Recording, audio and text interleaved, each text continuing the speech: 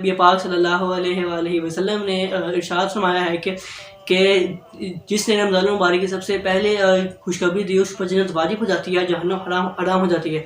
نعوذ باللہ، استغفر اللہ۔ علماء اکرام فرماتے ہیں کہ ایسی کوئی بھی حدیث پاک نہیں ہے، ایسی کوئی بھی روایت موجود نہیں ہے۔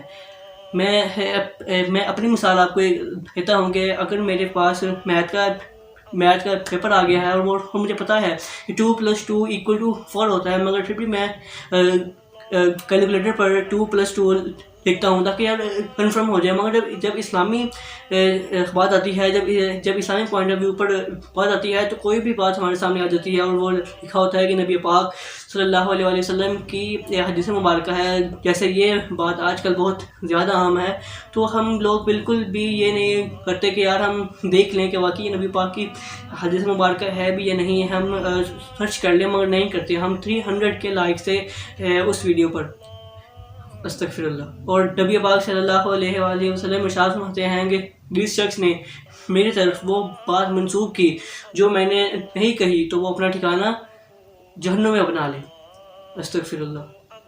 تو یہ میرا آپ کو پیغام تھا آج کا۔ اور ایک نبی پاک صلی اللہ علیہ وآلہ وسلم یہ بھی فرماتے ہیں کہ اللہ تعالیٰ اس شخص کے چہرے کو روشن رکھے، تروتازہ رکھے جو حدیث مبارکہ سنے اور دوسروں تک پہنچائے۔ میں نے اپنا فرض پورا کر دیا، اب آپ کی باری ہے۔ السلام علیکم ورحمۃ اللہ وبرکاتہ۔